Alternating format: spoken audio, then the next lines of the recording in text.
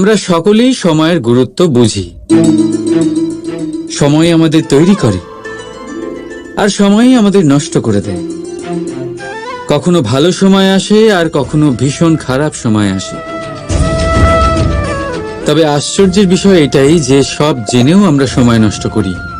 মনে রাখবেন, সময় শুধু বয়ে যায়, কখনো ফিরে আসে না। তাই ভালো সময় আসার অপেক্ষায় সময় নষ্ট করবেন না। যাই করবেন আজ, এক্ষুনি, এই মুহূর্তে শুরু করুন। তা সেটা কাউকে আনন্দ দেওয়াই হোক বা নিজেকে বদলানোর চেষ্টা করা হোক, যাই হোক না কেন, বিলম্ব করবেন না।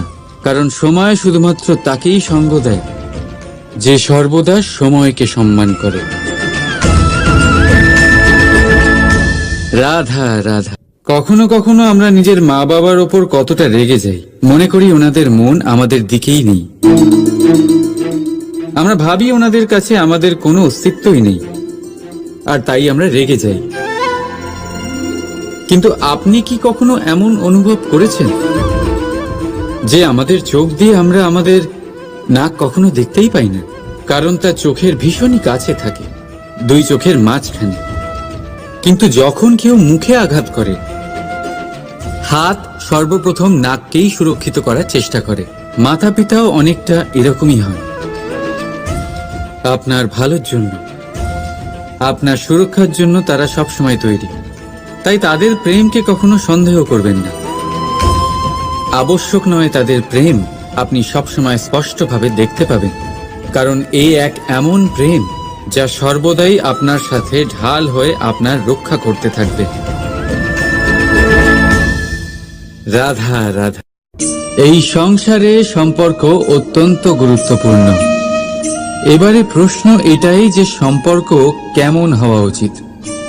সম্পর্ক কথার শুরুতেই সম শব্দ আসে। সম অর্থাৎ সমতা। তাই কারোর সাথে সম্পর্ক পালন করতে গিয়ে এতটাও নিচু হবেন না যে ওঠার জন্য কারোর সাহায্যের প্রয়োজন পড়ে। মনে রাখবেন, যে ছোট করতে চায় সে কখনো সম্পর্ক পালন করতে পারবে না। সম্পর্ক তার সাথেই বাঁধুন যে আপনাকে সমান মনে করে, আপনাকে সম্মান করে। কারণ সম্মান দ্বারাই সম্পর্ক স্বীকৃতি পাবে আর সমৃদ্ধ হবে। রাধা রাধা। কখনো ভেবেছেন যখন মাতা সন্তানকে জন্ম দেয় তখন কি হয়? 9 মাস গর্ভে ধারণ, প্রসবের তীব্র যন্ত্রণা, যে যন্ত্রণা এতটাই ভয়ানক হয় যে মনে হয় সন্তানের জন্মের সাথে মাতারও এক নতুন জন্ম হচ্ছে। আর এই জন্মের সাথে শেষ হয় মাতার যন্ত্রণার। কিন্তু যদি আপনি আপনার দৃষ্টিভঙ্গি পাল্টে দেখেন, তাহলে আপনি বুঝতে পারবেন যে এই যন্ত্রণার অন্ত এক অপার আনন্দের প্রারম্ভ। প্রারম্ভ সন্তানের, আর সন্তান মাতা পিতার জন্য সুখের প্রারম্ভ। জীবনের সাথে এটাই হয়। আমরা কখনো কখনো কোনো সম্পর্ক বা পরিস্থিতির যন্ত্রণার অন্তের জন্য এত বিচলিত হয়ে যাই যে সেই আনন্দের প্রারম্ভ আমরা দেখতেই পাই না। মনে রাখবেন, যন্ত্রণা আনন্দের প্রারম্ভের লক্ষণ মাত্র। রাধা রাধা। সংসারে সব থেকে কঠিন কাজ কি? কেউ বলবেন পর্বত আরোহণ করা, কেউ বলবেন সাঁতার কাটা, কেউ বলবেন আকাশে ওড়া। কিন্তু বাস্তবে সত্যি কি এগুলি কঠিন? আসলে যদি দেখা যায় তো এগুলি কিছুটা আলাদা। যে কাজ আমরা করতে অভ্যস্ত নই, আমরা তাকে কঠিন ভেবে নিই। যেমন সাঁতার কাটা আলাদা, পাহাড়ে ওঠার কলা আলাদা, আকাশে ওড়ার কলা আলাদা। যেমন কিছু মানুষ গণিত আর বিজ্ঞানকে কঠিন ভেবে নেয়, কিন্তু বাস্তবে এটা সাহিত্যের থেকে কিছুটা ভিন্ন, কঠিন নয়। দেখুন, এই সংসারে কঠিন কিছুই নেই, শুধু একে অপরের থেকে কিছুটা ভিন্ন। যেমন কোনো মানুষ হন, সম্পর্ক হোক, কারোর চিন্তাধারা বা বিচার বুদ্ধি হোক, কখনো কখনো আমরা বুঝতে পারি না, কারণ আমাদের চিন্তাধারা ও বিচার বুদ্ধির থেকে সেগুলি আলাদা। কিন্তু যদি এটা বুঝে নেওয়া যায় যে সেটা কঠিন নয়, একটু ভিন্ন মাত্র, তাহলে অনেক সম্পর্ক বাঁচানো যেতে পারে। রাধা রাধা। এ হলো একটা পাতলা সুতো। ভাবছি যদি এটা দিয়ে আমি পোশাক বানাই, তাহলে নিজের জন্য কত সুন্দর একটা পোশাক বানাতে পারবো। কিন্তু যদি এটা আমি, চিন্তা করবেন না,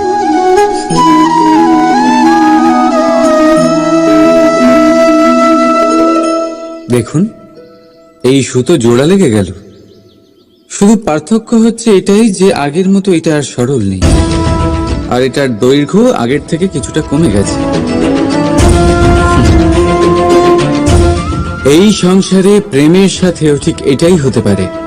প্রেমের এই সুতো যা দুই মানুষকে একসাথে বেঁধে রাখে, অহংকার আর স্বার্থের আঘাত সে সহ্য করতে পারে না, ছিঁড়ে যায়।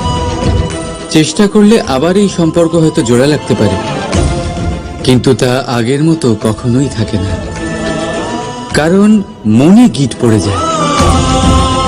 সেই জন্য প্রেমকে স্নেহের সাথে সামলে রাখুন, অহংকার আর স্বার্থের থেকে দূরে থাকুন। রাধা রাধা। সময় বড়ই বিচিত্র অনুভব দেয়। যখন অপেক্ষা করছেন তখন অনেক লম্বা হয়ে যায়। প্রতিটা মুহূর্ত একটা গোটা দিনের মতো মনে হয়। ঠিক সেইভাবেই যদি কোথাও যেতে দেরি হয়, তখন সময় দৌড়তে থাকে। প্রসন্নতায় বয়ে যায় আর নিরাশায় থমকে যায়। আপনদের সাথে থাকলে সময়ের খেয়ালই থাকে না, শত্রুদের সাথে থাকলে সেই সময়ই খারাপ হয়ে যায়। কিন্তু এটাই কি সত্যি বাস্তব? না, সময় তো সময়ই হয়, নিজের গতিতেই চলে সে। শুধু সেই গতির আভাস আমাদের মানসিক অবস্থা অনুযায়ী বদলে যেতে থাকে। তাই এই সমস্যা সময়ের নয়, আমাদের মানসিকতা। তাই নিজেকে খুশি রাখুন, অন্যদেরও খুশি রাখুন। আগের সমস্ত ঘটনা ভুলে যান আর একটা উজ্জ্বল ভবিষ্যতের দিকে অগ্রসর হন। সময় সব সময় ভালোই লাগবে। প্রেম করুন সবার সাথে, সময় সব সময় সুখেই কাটবে। রাধা রাধা। আমরা সকলেই মনে করি যে আমাদের জীবনে কখনো কখনো কোনো না কোনো স্থানে প্রেম হয়েই থাকে। সেটা মাতা পিতার আর সন্তানের প্রেম হোক, জ্ঞানীর জ্ঞানের সাথে হোক, কোন শিল্পীর নিজের শিল্পের সাথে হোক, ইত্যাদি ইত্যাদি। কিন্তু বাস্তবে এটা কি সত্যি প্রেম? মোহও তো হতে পারে। এবার আপনারা জিজ্ঞেস করবেন, প্রেম আর মোহর মধ্যে পার্থক্য কি? পার্থক্য হলো বন্ধনের। যে আপনাকে বাঁধে তা হলো মোহ, প্রেম নয়। প্রেম সেটাই যে আপনাকে মুক্ত করে উন্নয়নের দিকে পাঠায়। চলুন আপনাকে একটা উদাহরণ দিই। কিছু মাতা পিতা নিজের সন্তানকে কোনো অন্য নগরীতে পড়তে পাঠাতে পারেন না, নিজের সন্তানকে তার বন্ধুদের সাথে খেলতে দিতে পারেন না। চিন্তা করেন যে তাদের সন্তানের যাতে কষ্ট না হয়, আর তাই জন্য তাদের বেঁধে রাখেন। এটা প্রেম নয়, এটা মোহ। কারণ যদি এটা প্রেম হতো, তাহলে ওনারা চাইতেন যে সন্তান মাতা পিতার আশ্রয় থেকে বেরিয়ে এই সংসারকে দেখুক, তাকে বুঝুক, আর তার থেকে জ্ঞান অর্জন করুক, নিজের অভিজ্ঞতার থেকে শিক্ষা নিয়ে নিজের একটা ব্যক্তিত্ব বানাক। মনে রাখবেন, মোহ থেকে ভয় জন্ম নেয়, আর প্রেম থেকে শুধুই আনন্দ। সেই কারণে বাঁধবেন না, মুক্ত করুন, কারণ এটাই প্রেম। রাধা রাধা, এই ফলটা দেখছেন আপনি? এটা সেই ফল যেটা গাছের সবচেয়ে উঁচু ডালে পাওয়া যায়, কিন্তু যখন এটা খসে পড়ে তখন এটা আকাশের দিকে যায় না যা ওপরে আছে, সে যায় সেই ভূমির দিকে যে নিচ থেকে তার দিকে তাকিয়ে থাকে। কেন? কারণ এই ফলের নিজের উচ্চতার ধারণা মাটির থেকে নিজের দূরত্ব দেখে হয়। এই ব্যাপারটাই আমাদের মানুষের জন্যও খাটে। যদি আপনি সম্পন্ন হন তাহলে তাদের সাহায্য অবশ্যই করবেন যাদের সামর্থ্য আপনার থেকে কম, যাদের সাহায্যের অত্যন্ত প্রয়োজন। আপনার সামর্থ্য বেশি কারণ তাদের আপনার থেকে সামর্থ্য কম। দেখুন, জীবনে আনন্দ শুধু বড় হওয়ায় নয়, বরং তাদের সাহায্য করেও আছে যারা কোনো কারণবশত আপনার থেকে নিচে রয়ে গেছেন। আর যখন একটা ফল এই কথাটা বুঝতে পারে তখন আপনি নয় কেন? রাধা রাধা, আপনি কখনো কোনো পাখি দেখেছেন?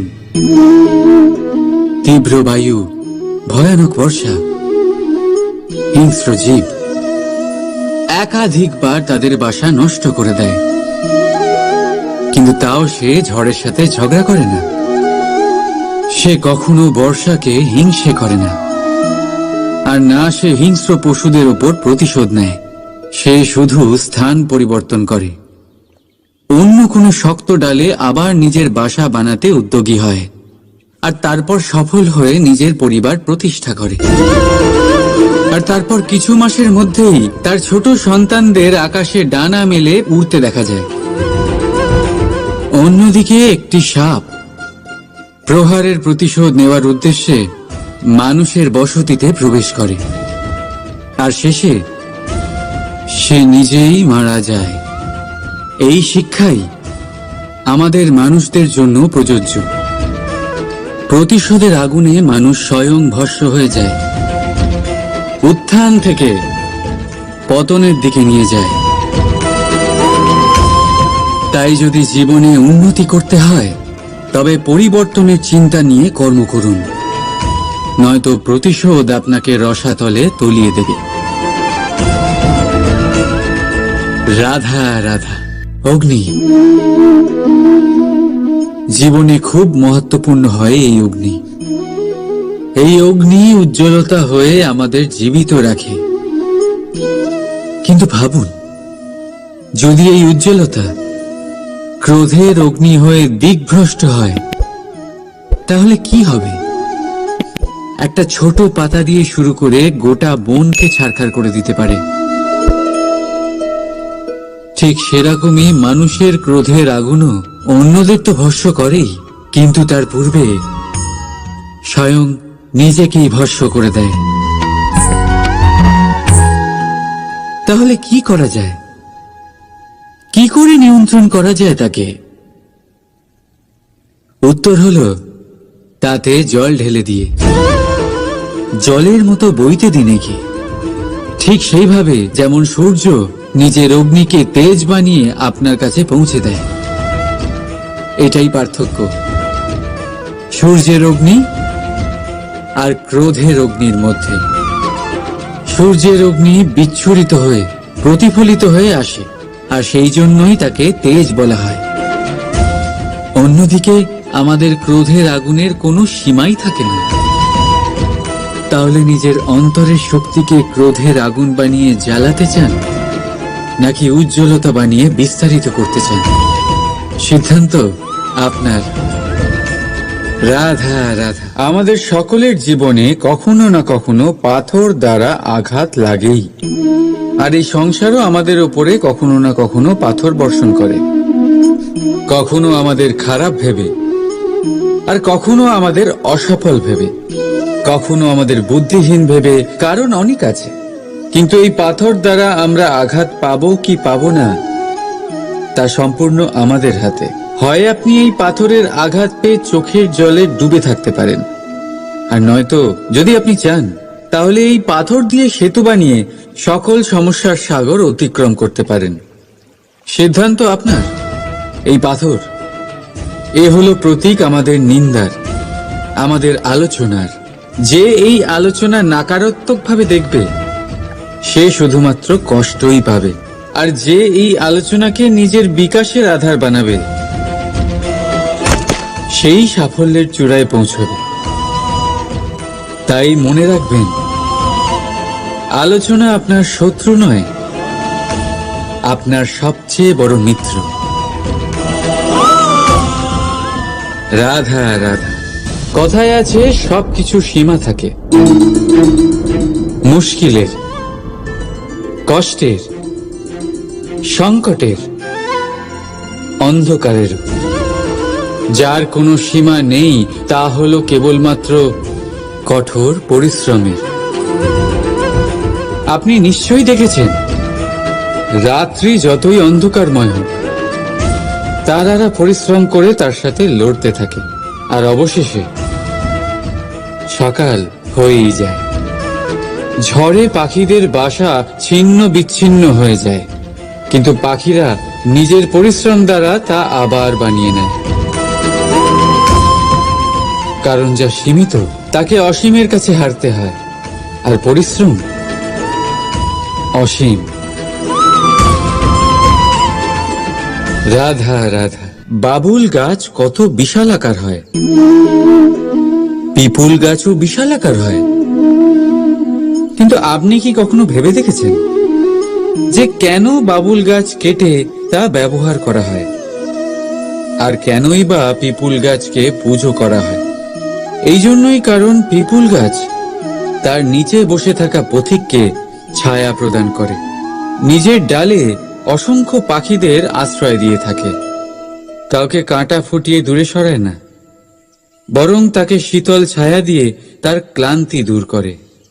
এই সংসারে যদি আপনি সম্মান পেতে চান তবে পিপুল গাছের মতোই হতে হবে। কিছু দিতে শিখুন, আনন্দ, সুখ, শীতলতা দান করতে শিখুন, আর কাঁটার মতন কাউকে কখনো কষ্ট দেবেন না। সম্মান স্বয়ং হেঁটে আপনার কাছে আসবে। আর মন প্রসন্ন হয়ে বলবে রাধা রাধা। আপনি কি ওই মাকড়সার জাল দেখতে পাচ্ছেন? মাকড়সারা ভীষণ পরিশ্রম করে এটা তৈরি করে, নিজের শরীরের রস দিয়ে এই জাল বোনে। আপনি কি এটার উদ্দেশ্য জানেন? আসলে মাকড়সা এই জালে ছোট কীটপতঙ্গ ধরে তাদেরকে খাদ্যরূপে গ্রহণ করে। কিন্তু আপনি কি এই কথা জানেন যে একদিন মাকড়সা নিজেই নিজের জালে জড়িয়ে মৃত্যুবরণ করে থাকে? বলুন, কি করেন আপনি এই জাল দেখতে পেলেই মুছে ফেলেন এর অস্তিত্ব, তাই না? তেমনি অন্যদিকে পাখির বাসা, পাখিরাও ভীষণ পরিশ্রম করে এটা তৈরি করে। কিন্তু যদি পাখি একদিন এটা ছেড়ে চলে যায় তাহলেও লোকে এটা নষ্ট করে দেয় না। কারণটা কি? এর কারণ হলো এর নির্মাণ জীবন সঞ্চারের জন্য করা হয়েছিল, নষ্ট করার জন্য নয়। তাই মনে রাখবেন, জীবনে আপনার পরিশ্রম যতই বেশি হোক না কেন, যদি আপনার লক্ষ্য শুভ না হয় তাহলে আপনারও বিনাশ নিশ্চিত। তাই সৃজন করতেই থাকুন, আর মুগ্ধ হয়ে বলুন রাধা রাধা। বলুন, শ্রেষ্ঠ কে? রেশমের সুতো যিনি তৈরি করেন, নাকি তিনি যিনি এই সুতো দিয়ে বস্ত্র তৈরি করেন? নিশ্চিতভাবে যিনি বস্ত্র বানান। এবারে বলুন, শ্রেষ্ঠ কে? নদী তটে মাটি ছড়িয়ে রেখে দেয় যে বান, নাকি সেই মাটি একত্রিত করে তাই দিয়ে যিনি মূর্তি বানান সেই মূর্তিকার? নিশ্চিতভাবেই মূর্তিকার। এবারে বলুন, শ্রেষ্ঠ কে? দেবতা আর দানবের সেই দল যারা অমৃত পাওয়ার জন্য এই সংসারে হলাহল ছড়িয়ে দিয়েছে, নাকি মহাদেব? যিনি এই হলাহল নিজে পান করে নিজের কণ্ঠে ধারণ করেন। নিশ্চিতভাবেই মহাদেব সর্বশ্রেষ্ঠ। ঠিক এইভাবেই সংসারে ছোট ছোট ব্যাপারকে যারা বড় করে দেখেন তারা শ্রেষ্ঠ হন না। কারণ ছোট ছোট খুঁটিনাটিকে দ্বন্দ্বে পরিণত করা অত্যন্ত সহজ, কিন্তু সর্বশ্রেষ্ঠ তিনি হন যিনি নিজের বিচার বুদ্ধি দিয়ে বড় বড় যুদ্ধের অবসান ঘটান। রাধা রাধা। এই সংসার অনেকটাই বড়, আর আমরা তার কাছে অত্যন্ত নগণ্য। এই সংসারে এমন অনেক মানুষ পাওয়া যায় যারা বোঝান যে এই সংসারটা কতটা বড়, কতটা অদ্ভুত, কতটা সুন্দর। আর এই সংসার রচনা করে পরমেশ্বর কত মহান এক কাজ করেছেন। কিন্তু আপনি এই জীবনে মাত্র কয়েকজন মানুষকেই পাবেন যারা আপনাকে এটা বলবেন যে এই সংসারে আপনি কতটা গুরুত্বপূর্ণ, আপনি কতটা অদ্ভুত। যদি আপনি তাদের সাথে থাকেন তাহলে তারা নতুন কিছু সৃষ্টি করতে পারেন, এই সংসারকে আরো কতটা পবিত্র করতে পারেন। তাই এই সংসারকে গুরুত্ব না দিয়ে সেই মুষ্টিমেয় কিছু মানুষকে গুরুত্ব দিন, কারণ তারাই হলো আপনার আপনজন, আর তারাই আপনাকে সঠিক পথে চালিত করবে। মানুষকে তো বর্ষার স্রোতও বই নিয়ে যেতে পারে, তাকে সাগরও ডুবিয়ে দিতে পারে, কিন্তু গঙ্গা জল সবচেয়ে বেশি শুদ্ধ, কারণ তার কয়েক ফোঁটা মানুষকে মুক্ত করে দেয়। রাধা রাধা। প্রবাহিত নদী কত সুন্দর হয়, বলিষ্ঠ হয়, যেদিক দিয়ে বয়ে যায় সেখানে এক নতুন জীবন প্রদান করে, ধরণীকে উর্বর করে, আকাল দূরে রাখে। আর হয়তো এই জন্যই নদীকে মায়ের মতো পুজো করা হয়। কিন্তু আপনি কি কখনো ভেবে দেখেছেন যে নদীর জন্ম কি করে হয়? এ কি শুরু থেকেই এমন বিশাল আর খরস্রোতা হয়? না, বৃষ্টির ছোট ছোট ফোঁটা একসাথে সম্মিলিত হয়ে এক সূক্ষ্ম ধারা তৈরি করে, আর সেই ধারাগুলি পর্বতের বরফ কেটে তাদেরকে গলিয়ে জলপ্রপাত হয়ে ঝরে পড়ে পাথরের সাথে ধাক্কা খেয়ে তারপরেই সে নদী হয়ে ওঠে। ঠিক সেইভাবেই এত সহজে কেউ মহান হয়ে ওঠে না। ছোট ছোট চেষ্টা মিলে এক বিশাল ব্যক্তিত্ব তৈরি করে। তাই জীবনে সর্বদাই চেষ্টা করতে থাকুন, অস্তিত্ব নিজে থেকেই প্রকাশ পাবে। রাধা রাধা। মিষ্টি জল সবার পছন্দ, কিন্তু নোনতা জল কেউ পছন্দ করে না। এইবার ভাবার বিষয় হলো মুক্ত, যা সমুদ্রের গহ্বরেই তৈরি হয়। নোনতা জলের মধ্যে থেকেই প্রতি মুহূর্তে অন্য প্রাণীদের থেকে বেঁচে নিজের অস্তিত্বকে বাজি রেখে ঝিনুক মুক্ত প্রদান করে থাকে। কখনো ভেবেছেন কেন? কারণ সংকটের সম্মুখীন না হয়ে, চরম পরিস্থিতির সাথে না জড়িয়ে আপনার কখনোই সুখ প্রাপ্তি হবে না। তাই নির্ভীক হয়ে সংকটের সম্মুখীন হন, আর আমার সাথে ভালোবেসে বলুন রাধা রাধা।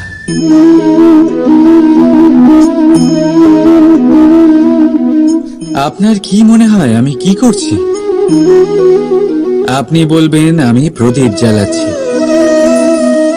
সঠিক, কিন্তু প্রশ্ন হচ্ছে যে আমি কি আপনাকে বলেছি যে একে প্রদীপ বলা হয়? না। এই প্রদীপ কি নিজেই নিজের পরিচয় আপনাকে দিয়েছে? না। তাহলে আপনি কি করে জানলেন যে একে প্রদীপ বলা হয়? উত্তর হচ্ছে প্রকাশ, যে স্বয়ং জ্বলে অন্ধকারের মধ্যে সংসারকে পথ দেখায়, সেটাই প্রদীপ। যা নিরাশার মাঝে আশার আলো প্রদর্শন করে, সেটাই প্রদীপ। অপর দিকে আছে সাপ, যাকে না দেখেও তার ফনার আওয়াজ শুনেই লোকে ভয় পেয়ে যায়। তার মানে ব্যক্তির পরিচয় তার কর্মের দ্বারা পাওয়া যায়। তাই আপনার এটা বলার প্রয়োজন নেই যে আপনার পরিচয় কি। এটা আপনার কর্মই নিশ্চিত করবে যে লোকে আপনাকে প্রদীপ ভেবে ভালোবাসবে নাকি সাপ ভেবে ভীত হয়ে থাকবে। রাধা রাধা। আমরা সকলেই সময়ের গুরুত্ব বুঝি। সময় আমাদের তৈরি করে আর সময়ই আমাদের নষ্ট করে দেয়। কখনো ভালো সময় আসে আর কখনো ভীষণ খারাপ সময় আসে। তবে আশ্চর্যের বিষয় এটাই যে সব জেনেও আমরা সময় নষ্ট করি। মনে রাখবেন, সময় শুধু বয়ে যায়, কখনো ফিরে আসে না। তাই ভালো সময় আসার অপেক্ষায় সময় নষ্ট করবেন না। যাই করবেন আজ, এক্ষুনি, এই মুহূর্তে শুরু করুন। তা সেটা কাউকে আনন্দ দেওয়াই হোক বা নিজেকে বদলানোর চেষ্টা করা হোক, যাই হোক না কেন, বিলম্ব করবেন না। কারণ সময় শুধুমাত্র তাকেই সঙ্গ দেয় যে সর্বদা সময়কে সম্মান করে। রাধা রাধা। কখনো কখনো আমরা নিজের মা বাবার ওপর কতটা রেগে যাই, মনে করি ওনাদের মন আমাদের দিকেই নেই। আমরা ভাবি ওনাদের কাছে আমাদের কোনো অস্তিত্বই নেই, আর তাই আমরা রেগে যাই। কিন্তু আপনি কি কখনো এমন অনুভব করেছেন যে আমাদের চোখ দিয়ে আমরা আমাদের নাক কখনো দেখতেই পাই না? কারণ তা চোখের ভীষণই কাছে থাকে, দুই চোখের মাঝখানে। কিন্তু যখন কেউ মুখে আঘাত করে, হাত সর্বপ্রথম নাককেই সুরক্ষিত করার চেষ্টা করে। মাতা পিতাও অনেকটা এরকমই হয়। আপনার ভালোর জন্য, আপনার সুরক্ষার জন্য তারা সবসময় তৈরি। তাই তাদের প্রেমকে কখনো সন্দেহ করবেন না। আবশ্যক নয় তাদের প্রেম আপনি সবসময় স্পষ্টভাবে দেখতে পাবেন, কারণ এই এক এমন প্রেম যা সর্বদাই আপনার সাথে ঢাল হয়ে আপনার রক্ষা করতে থাকবে। রাধা রাধা। এই সংসারে সম্পর্ক অত্যন্ত গুরুত্বপূর্ণ।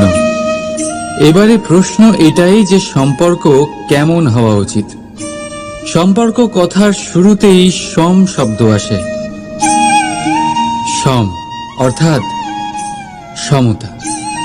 তাই কারোর সাথে সম্পর্ক পালন করতে গিয়ে এতটাও নিচু হবেন না যে ওঠার জন্য কারোর সাহায্যের প্রয়োজন পড়ে। মনে রাখবেন, যে ছোট করতে চায় সে কখনো সম্পর্ক পালন করতে পারবে না। সম্পর্ক তার সাথেই বাঁধুন যে আপনাকে সমান মনে করে, আপনাকে সম্মান করে। কারণ সম্মান দ্বারাই সম্পর্ক স্বীকৃতি পাবে আর সমৃদ্ধ হবে। রাধা রাধা। কখনো ভেবেছেন যখন মাতা সন্তানকে জন্ম দেয় তখন কি হয়? 9 মাস গর্ভে ধারণ, প্রসবের তীব্র যন্ত্রণা, যে যন্ত্রণা এতটাই ভয়ানক হয় যে মনে হয় সন্তানের জন্মের সাথে মাতারও এক নতুন জন্ম হচ্ছে। আর এই জন্মের সাথে শেষ হয় মাতার যন্ত্রণার। কিন্তু যদি আপনি আপনার দৃষ্টিভঙ্গি পাল্টে দেখেন, তাহলে আপনি বুঝতে পারবেন যে এই যন্ত্রণার অন্ত এক অপার আনন্দের প্রারম্ভ। প্রারম্ভ সন্তানের, আর সন্তান মাতা পিতার জন্য সুখের প্রারম্ভ। জীবনের সাথে এটাই হয়। আমরা কখনো কখনো কোনো সম্পর্ক বা পরিস্থিতির যন্ত্রণার অন্তের জন্য এত বিচলিত হয়ে যাই যে সেই আনন্দের প্রারম্ভ আমরা দেখতেই পাই না। মনে রাখবেন, যন্ত্রণা আনন্দের প্রারম্ভের লক্ষণ মাত্র। রাধা রাধা। সংসারে সব থেকে কঠিন কাজ কি? কেউ বলবেন পর্বত আরোহণ করা, কেউ বলবেন সাঁতার কাটা, কেউ বলবেন আকাশে ওড়া। কিন্তু বাস্তবে সত্যি কি এগুলি কঠিন? আসলে যদি দেখা যায় তো এগুলি কিছুটা আলাদা। যে কাজ আমরা করতে অভ্যস্ত নই, আমরা তাকে কঠিন ভেবে নিই। যেমন সাঁতার কাটা আলাদা, পাহাড়ে ওঠার কলা আলাদা, আকাশে ওড়ার কলা আলাদা। যেমন কিছু মানুষ গণিত আর বিজ্ঞানকে কঠিন ভেবে নেয়, কিন্তু বাস্তবে এটা সাহিত্যের থেকে কিছুটা ভিন্ন, কঠিন নয়। দেখুন, এই সংসারে কঠিন কিছুই নেই, শুধু একে অপরের থেকে কিছুটা ভিন্ন। যেমন কোনো মানুষ হন, সম্পর্ক হোক, কারোর চিন্তাধারা বা বিচার বুদ্ধি হোক, কখনো কখনো আমরা বুঝতে পারি না, কারণ আমাদের চিন্তাধারা ও বিচার বুদ্ধির থেকে সেগুলি আলাদা। কিন্তু যদি এটা বুঝে নেওয়া যায় যে সেটা কঠিন নয়, একটু ভিন্ন মাত্র, তাহলে অনেক সম্পর্ক বাঁচানো যেতে পারে। রাধা রাধা। এ হলো একটা পাতলা সুতো। ভাবছি যদি এটা দিয়ে আমি পোশাক বানাই, তাহলে নিজের জন্য কত সুন্দর একটা পোশাক বানাতে পারবো।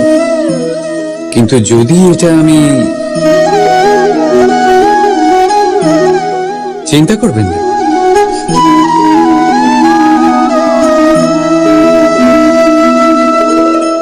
দেখুন এই সুতো জোড়া লেগে গেল। শুধু পার্থক্য হচ্ছে এটাই যে আগের মতো এটা আর সরল নেই, আর এটার দৈর্ঘ্য আগের থেকে কিছুটা কমে গেছে। এই সংসারে প্রেমের সাথেও ঠিক এটাই হতে পারে। প্রেমের এই সুতো যা দুই মানুষকে একসাথে বেঁধে রাখে, অহংকার আর স্বার্থের আঘাত সে সহ্য করতে পারে না, ছিঁড়ে যায়। চেষ্টা করলে আবার এই সম্পর্ক হয়তো জোড়া লাগতে পারে, কিন্তু তা আগের মতো কখনোই থাকে না, কারণ মনে গিট পড়ে যায়। সেই জন্য প্রেমকে স্নেহের সাথে সামলে রাখুন, অহংকার আর স্বার্থের থেকে দূরে থাকুন। রাধা রাধা। সময় বড়ই বিচিত্র অনুভব দেয়। যখন অপেক্ষা করছেন তখন অনেক লম্বা হয়ে যায়, প্রতিটা মুহূর্ত একটা গোটা দিনের মতো মনে হয়। ঠিক সেইভাবেই যদি কোথাও যেতে দেরি হয়, তখন সময় দৌড়তে থাকে, প্রসন্নতায় বয়ে যায় আর নিরাশায় থমকে যায়। আপনদের সাথে থাকলে সময়ের খেয়ালই থাকে না, শত্রুদের সাথে থাকলে সেই সময়ই খারাপ হয়ে যায়। কিন্তু এটাই কি সত্যি বাস্তব?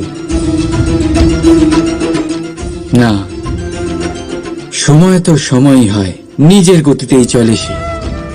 শুধু সেই গতির আভাস আমাদের মানসিক অবস্থা অনুযায়ী বদলে যেতে থাকে। তাই এই সমস্যা সময়ের নয়, আমাদের মানসিকতা। তাই নিজেকে খুশি রাখুন, অন্যদেরও খুশি রাখুন।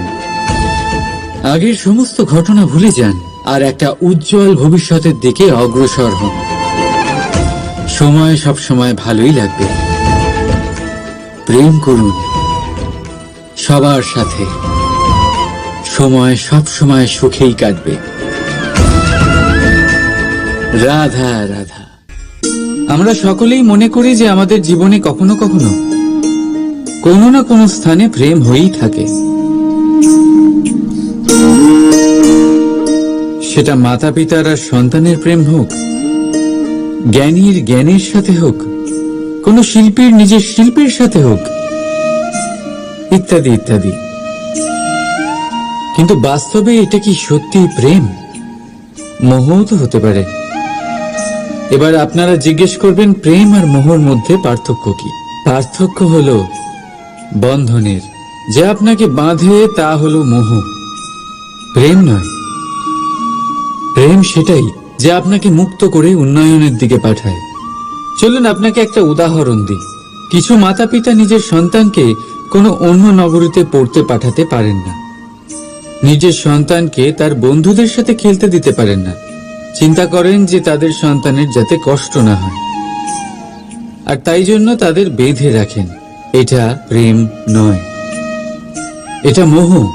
কারণ যদি এটা প্রেম হতো, তাহলে ওনারা চাইতেন যে সন্তান মাতা পিতার আশ্রয় থেকে বেরিয়ে এই সংসারকে দেখুক, তাকে বুঝুক, আর তার থেকে জ্ঞান অর্জন করুক, নিজের অভিজ্ঞতার থেকে শিক্ষা নিয়ে নিজের একটা ব্যক্তিত্ব বানাক।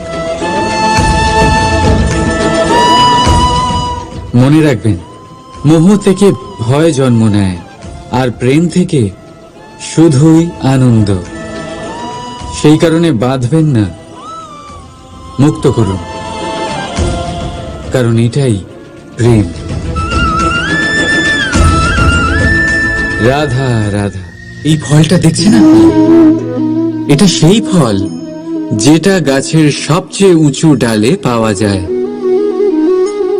কিন্তু যখন এটা খসে পড়ে তখন এটা আকাশের দিকে যায় না যা ওপরে আছে, সে যায় সেই ভূমির দিকে যে নিচ থেকে তার দিকে তাকিয়ে থাকে। কেন? কারণ এই ফলের নিজের উচ্চতার ধারণা মাটির থেকে নিজের দূরত্ব দেখে হয়। এই ব্যাপারটাই আমাদের মানুষের জন্যও খাটে। যদি আপনি সম্পন্ন হন, তাহলে তাদের সাহায্য অবশ্যই করবেন যাদের সামর্থ্য আপনার থেকে কম, যাদের সাহায্যের অত্যন্ত প্রয়োজন। আপনার সামর্থ্য বেশি কারণ তাদের আপনার থেকে সামর্থ্য কম। দেখুন, জীবনে আনন্দ শুধু বড় হওয়ায় নয়, বরং তাদের সাহায্য করেও আছে যারা কোনো কারণবশত আপনার থেকে নিচে রয়ে গেছেন। আর যখন একটা ফল এই কথাটা বুঝতে পারে, তখন আপনি নয় কেন? রাধা রাধা। আপনি কখনো কোনো পাখি দেখেছেন? তীব্র বায়ু, ভয়ানক বর্ষা, হিংস্র জীব একাধিকবার তাদের বাসা নষ্ট করে দেয়, কিন্তু তাও সে ঝড়ের সাথে ঝগড়া করে না। সে কখনো বর্ষাকে হিংসে করে না, আর না সে হিংস্র পশুদের উপর প্রতিশোধ নেয়।